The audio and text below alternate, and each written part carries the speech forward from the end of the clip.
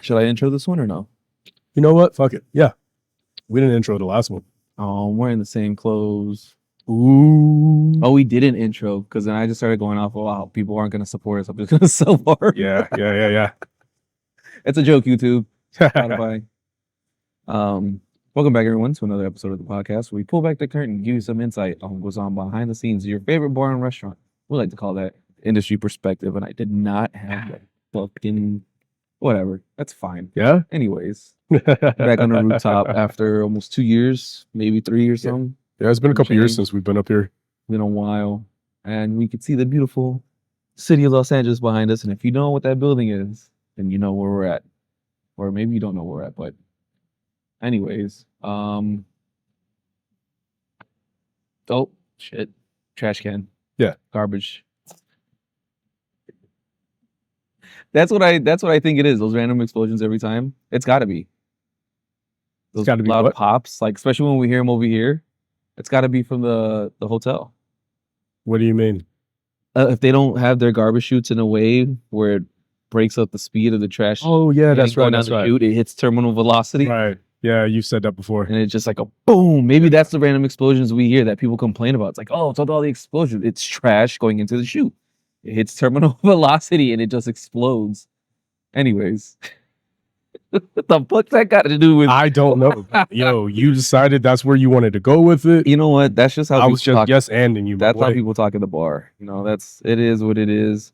So I know today we wanted to have our last conversation about Coquito. Yes. So we could close the book on that until this winter. This is not okay. Before that, yeah. I was talking to Emily about this, or she was telling me, and then she posted about it. And she can tell this story again, but this dude came into her bar and made an ice joke. And he was like, I thought it was funny. It's like, yeah, of course you did, you melon deficient fucking bitch. Of course you thought it was funny. It's always them. Anyways, speaking of melanin deficiency. Wow. That's your segue. Okay. That's my segue. All right. Sticking to it. All right. Yeah, that's the segue. Just the last thing about the whole Coquito conversation and topic, just to kind of wrap up kind of what I've been preaching for the last couple of weeks. And I think it's topical because Bad Bunny will be performing in like, what, 10 days? Maybe? You're speaking really low for me. Bad Bunny's performing, what, like 10 days? Yeah. When you're speaking low, like you're talking to them, they can hear you. They can, but I can't. Okay. Yeah. Sorry, guys. I was trying to piece everything together. That's what that feels like. Yeah. It to me, it felt like when someone's speaking Spanish to me, and I'm understanding every other word. Yeah. That just happened on Tuesday. Oh shit! This guy started. He started trying to give me like sage advice, like the spirits were speaking to him or whatever, and he was just trying to motivate me and all this other shit. And I was like, okay, I appreciate that you're trying to motivate me, but half the things you're saying are wrong. But it's okay, I'm gonna let you cook. Because every once in a while, he'd have a little gym. And I was like, okay, I can work with that. Cool. And then all of a sudden, he just started speaking Spanish to me. And I was like, okay, I'm following a little bit. Hold on, I kind of get what you're saying. I gotta piece it together real quick. Yo, bro, it was difficult. Yeah. I was pausing. I'm just sitting there holding the drinks or the glasses like. You're processing, you're like. Yes, okay, yes. Your CPU's like, hold on. Yeah. C. The little pinwheel spinning in your brain. Like on a Mac. Just hold on. Stop clicking. Stop. Bro. Stop clicking. I was buffering like a motherfucker. The dial-up tone started going off here and there. Yeah, I am that old. It is the dial-up tone for me. AOL. Speaking of Spanish. That's a better segue. I guess. That's a better segue. I guess. Yeah, just to put it all to rest with Bad Bunny performing soon. You know, I've been reading that book, The War Against All Puerto Ricans. I'm gonna check just to make sure, because I'll be fucking damned. I'm not doing this a fourth time. All right, we're good. I'm just making sure, guys. No, you're good. You're good. I just wanted to but like I said last night, it's because of this phone here This is Yeah. the one that has the issue. I Okay. got to take it in, but it's always good to check. Yeah, You're right, I just before. bro. I don't want to record this again either. All right, right. So, yeah, I've been reading that book, and it's turning. It's. I'm not saying it's radicalizing me, but it makes a lot of the things we've discussed about with Michael and the things we talked about a little bit more. I want to say my anger and frustration. There's a little bit more validity to it, just based off of what I read and what I've learned. And again, this is no shame, hate, or anything towards any individual person or persons. This is not me saying like you can't do this, but this is also me saying is you can't make a profit off of this, in my opinion. Now, does that mean we can't be friends? Does that mean I'm going to look at you differently? No, not necessarily, but I'm just going to say my piece and you can respect how I feel or not. It's totally up to you. It's not going to really change how I will view some people that will continue to sell coquito if they're not Puerto Rican. I'm not going to, yeah, it is that serious, but it's not serious to where I'm like, yeah, we can't be friends. It's like, Yeah, but you know, we can have a conversation if you'd like. And if you want to have a conversation with me in person as to why, I'd love to. But again, you do as you please. And I just got to say this piece how I feel. No attack towards anybody. Just preface that right away. Yeah. So after a little bit more deliberation, talking with Michael and just some things like some of the videos we posted and kind of like how a lot of Boricuas feel the same way about how, you know, if it's not, one person said, if it's not from the island, then it's like, it's not really Puerto Rican. And I was like, you know, I don't think I disagree because just because it's not from the island doesn't mean it's not authentic. You know, as long as it's coming from a Puerto Rican, then it's fine. And this person said, it's like, well, like we've lost the culture. Not a lot of culture feels disconnected because of the diaspora.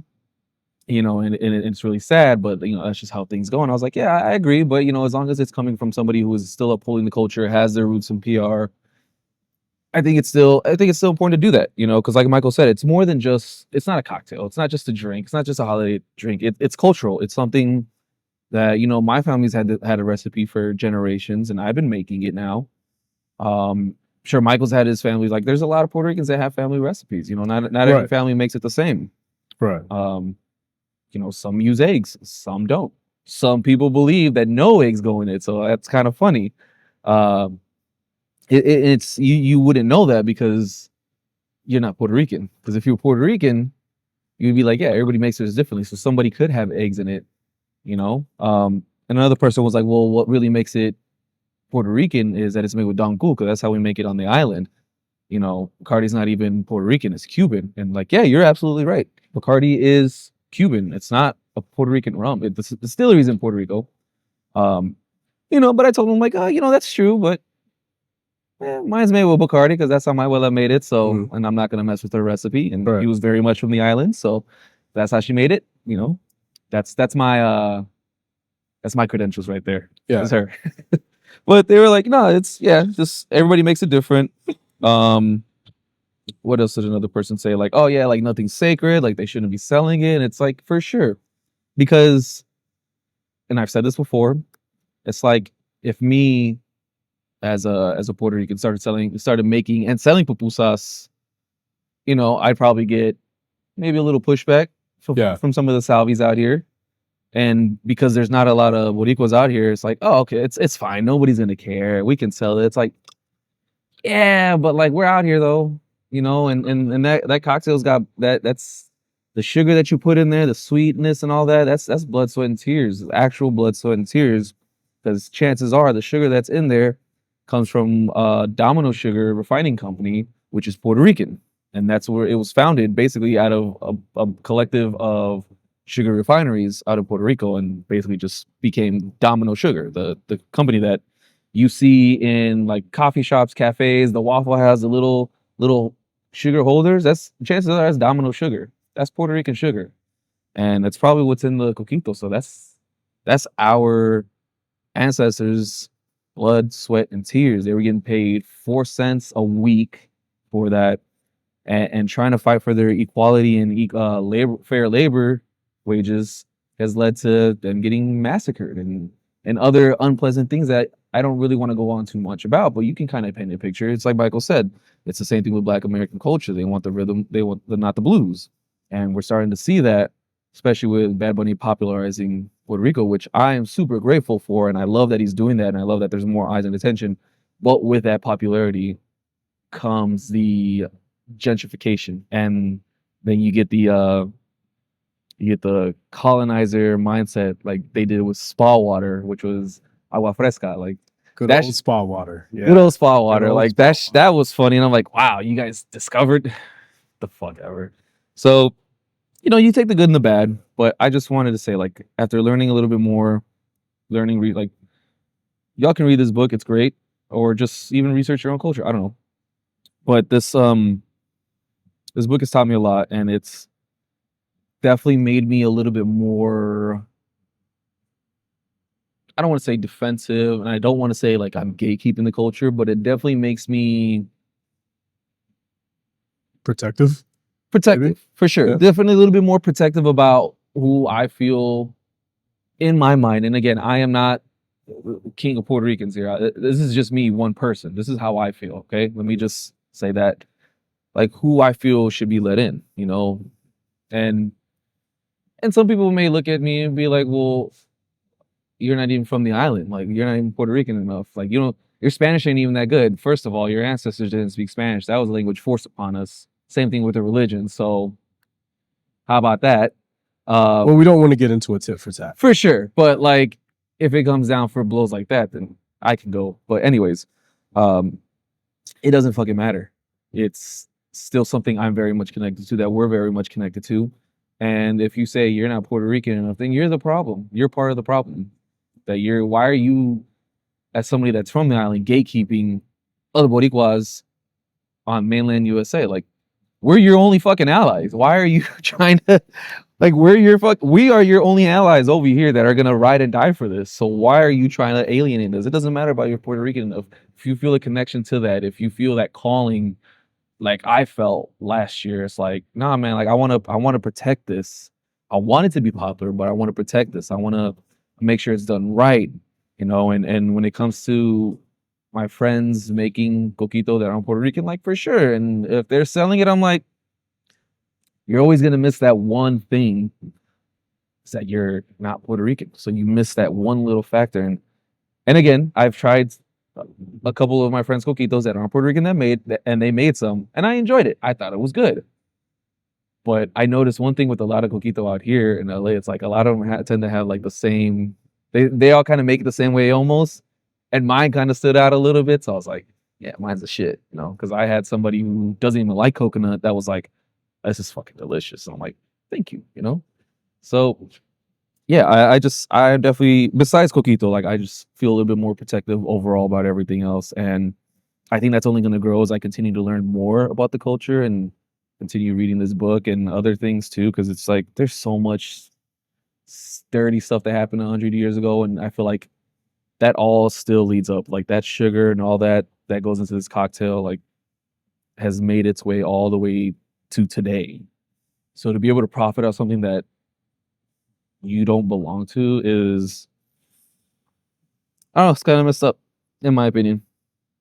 It's like, you don't know. You just know. Do some research. I don't know. But soapbox over. It's like 10 minutes right there. Off the soapbox. Got it. Stepping off. Yeah. I would like to take the time to. That was a lot. Jesus Christ. Holy fuck. I bored myself. Well, I want to take the time to kind of address something. Because, this is our third episode where we're talking about coquito. I mean, your third, my second. Yeah. But as far as the show, for people out there that are like, why did they dedicate 3 episodes to this one drink?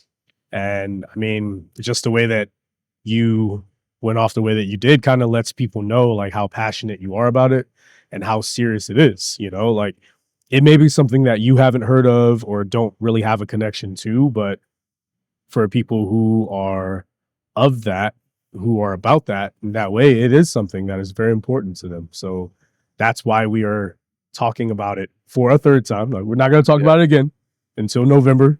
But I also wanted to address like something that I noticed with us talking about this whole Coquito event, how there have been some people who, like some of the Bacardi people, haven't been liking our stuff as much. And I understand why. Yeah. I understand why, because they work for Bacardi. I get And there was someone who reached out, not from Bacardi, but another mutual friend that we know through the industry.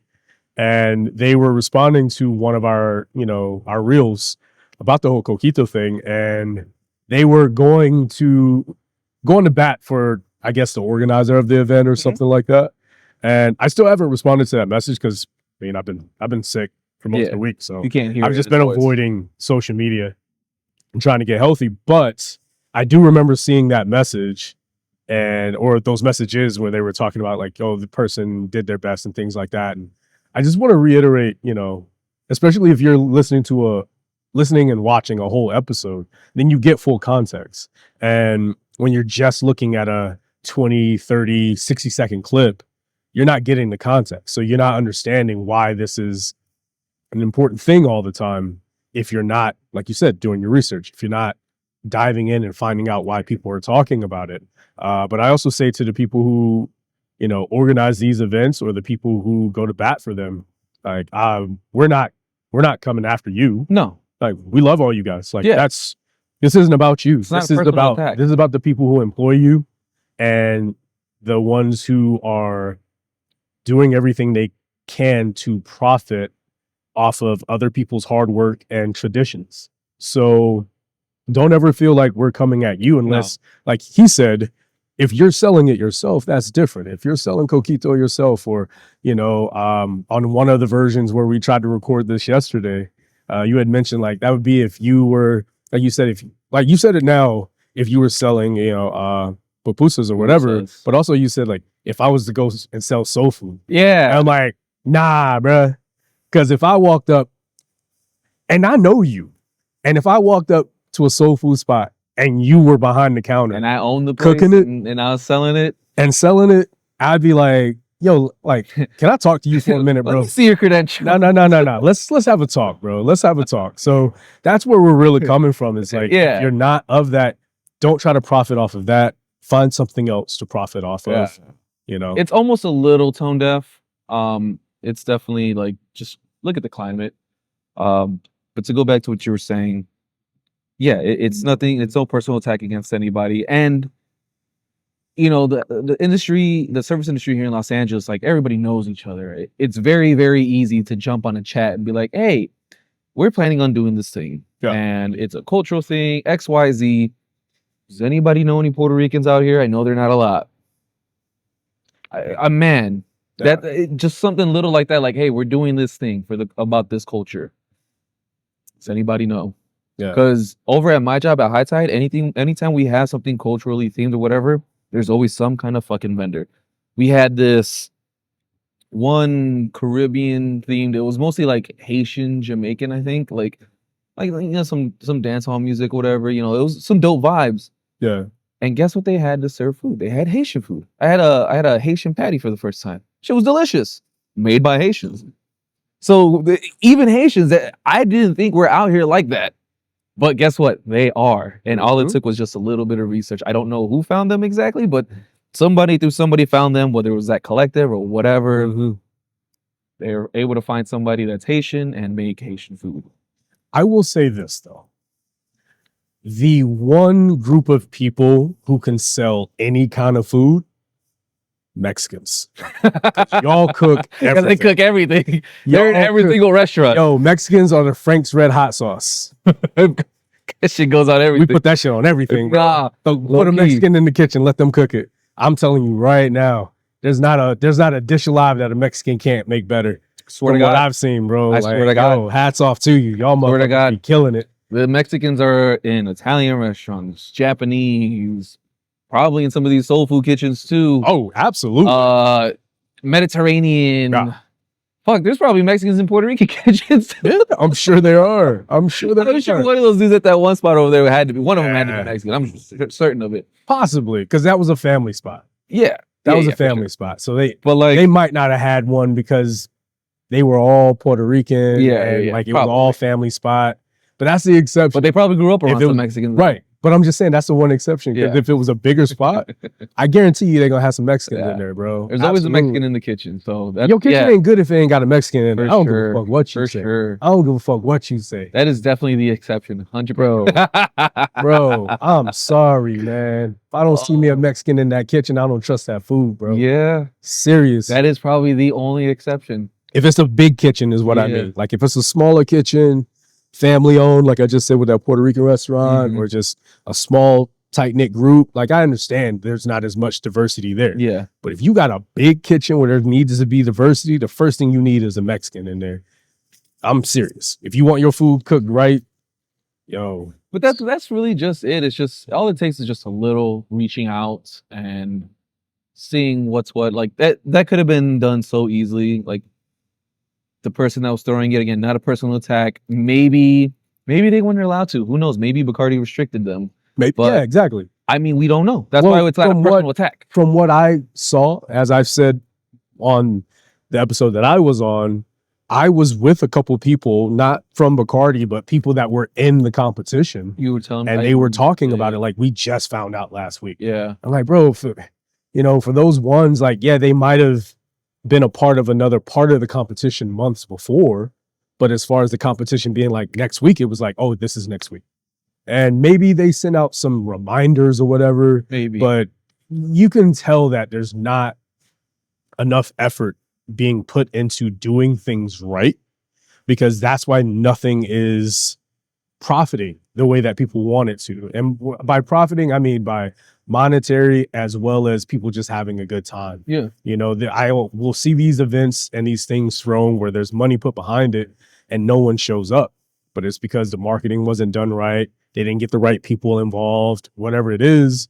And then when it doesn't pan out the way that they wanted it to, then they take the funding away. Could you imagine if they would have did that shit at High Tide and we Yeah. got the people we got involved? Like it could have been a way bigger thing. Yeah. Like that would have been dope. Like, but there was no outreach. Yep. There was no outreach. I don't know if there wasn't enough in the budget for an outreach, but I mean, honestly, again, like we're not shaming Bacardi. We're not shaming anybody. Honestly, if anything, Bacardi, talk to us. We'll find you some Boricuas out here.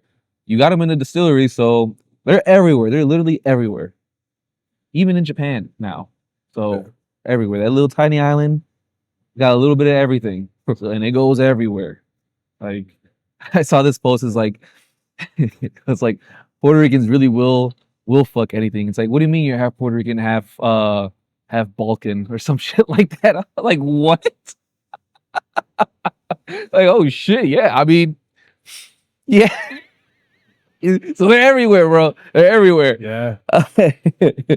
But yeah, just that's it. That's really all I got. Is just do a little bit more research, I guess, because I guarantee you do something that's Salvadorian or Honduran or whatever, Nicaragua, like anything that's above that culture, selling food and profiting off of it, you're gonna get shit for it for sure. So just Yeah. approach that with the same respect. And for those wondering, like, well, how do they profit off of it? It was a free event. They didn't profit that day. But the cocktail that they're gonna roll out after that, maybe even the recipe, the ad revenue, whatever it is, there's a profit to be made. Right. Just That's because why they didn't they're- profit that event. Yeah, that's why they're paying for Yeah. the trip Mhm. at the end of the competition. But it's still all of these people putting all their ideas out there, and it all goes into one big algorithm. And then next thing you know, you got Coquito at CVS. At Erewhon. You know, like it You're gonna doesn't. see it at Erewhon. I It's- promise you. I bet anybody $5 if I'm wrong, and you come back to this, be like, hey buddy, you're wrong. I'll give you $5 if I'm wrong. I don't think What? you'll be wrong. I don't To think be I'll be wrong. honest, I just still will not get over the one entrant who was describing his cocktail, and when he said duck fat washing, I was like, God. I think I rolled my eyes when he said that. I was like, Jesus Christ. Yeah. Nah, Sorry. That one probably the closest I get to a personal attack. But I was thank checked you out. for saying that, because you actually, and we'll wrap this up pretty soon. Few minutes, not a lot. Yeah. But you actually reminded me of something that's been on my mind all week, but I've been too sick to talk about it. I don't like the pageantry that is thrown into everything. That's why you got this fucker fat washing Coquito, because everything has to be made into this bigger thing, to be put in this bigger machine. And it's no, can't you just enjoy this for what it is? Just enjoy this cocktail for what it is. Enjoy this drink for what it is. Why does everything got to be made into this bigger thing? Because you lose the soul of it. And part of what's really been bugging me the most about that is when it comes to bartending, you've seen us go further and further and further away from actual bartending. And what I mean by that, bartender, the noun is in the verb. You are tending the bar. It doesn't mean you're a showman. It doesn't mean you are all of these other things. It means you are tending the bar. And that bar, whatever kind of motif it has, whatever the theme is, you're tending that bar. But not every bar is going to be the same. Not every bartender is going to, give you all this pageantry. Mhm. We need to get back to just going out and just having a good time and enjoying a cocktail for what it is. Especially you got all these people who are like, yo, what's going to get me fucked up the fastest? A shot. Just a shot. Just Shot in have a beer, bro. Honestly, shot in a beer, and you'll be good, But you the flip side of that is you get people who go out and like that one bartender in Japan. You always see his videos, and he's doing all of these precise movements and all of this other stuff, and it's When he just gets back, he's like, huge. This motherfucker's like she was like, throw some fire and just puts the shit out, and then he just it's like, dances. dude. And he's just Okay, he's like doing bro, fire style, fireball jutsu, bro. And that cocktail, because he made it, probably cost you about $50. probably I'm pretty sure they pay about $50 per cocktail on that. because he's making it. But okay, how much are you going to enjoy that $50 cocktail with all of that? Or you can go to your local bar with a bartender that that you're cool with, and then spend $50, and that's including tipping them, and have that relationship and have them be happy to see you when you walk through the door. I just want to see people get back to that as opposed to the pageantry of it all, because I feel like that's where we're getting lost. Everybody wants things to be this big thing, and it's like, but life day to day is just, it's not a grind, but life day to day is day to day. Yeah. Not every day is supposed to be glamorous. It's not always like that. And absolutely. Don't let social media fool you, man. Like the amount of stuff that you see from certain people who are living these lavish lifestyles, out of 365 days out of the year, they might have 20, 30 days that they're happy and doing something that's fun. And the rest of the year, they're just sitting around looking for stuff to do and waiting for your attention. Whereas you are working day in and day out, miserable or not miserable, whatever, and you're looking at their lives like they're doing better, and they're not. Their cocktails aren't better. Their food isn't better. Their life isn't better. Like, just enjoy your life and enjoy the simple things in it, and stop fat washing Coquito. It's just have a regular shot. Sorry. Now that was my soapbox moment. We both had to stand on a soapbox before the end of the episode, I guess. Yeah. I got nothing else. Just other than that, it's more so for the brands. Do your research. Give your peoples an outreach budget so they can outreach. And honestly, I would definitely love on their next Coquito competition to be on the panel, me or somebody else that's Puerto Rican. But we are gonna do our own spite, and it's still gonna happen. Yeah. And I plan to make it like as big as I possibly can. Whoever's willing to participate. No, we got all year to put this together. Yeah, it'll be a thing. Yeah, it'll be a thing because we're gonna do it the right way. We've tried for 2 consecutive holiday seasons to get a Coquito competition together, but we didn't have the whole year to plan it. Like this time, there's a fire fueled where I'm like, I'm doing better than this shit. Yeah. Fuck it. Let's do it. We'll see if we can send you to Puerto Rico. Hey, I mean, Uh, maybe whoever wins can go with us to Puerto Rico. or maybe just a trip to the beach, and we'll make it seem like it's we're in Puerto Rico. Who knows? Something. We'll figure something out. We'll figure something out. Anyways, I mean, yeah. we are poor bartenders just trying to survive. Yes. As always, Cheers to the staff, guys. like, subscribe, or else I'm gonna I might jump off this bitch right now Yeah. if I don't feel any better. like and subscribe, or else I'm gonna. Cheers to the staff, guys. I'm joking.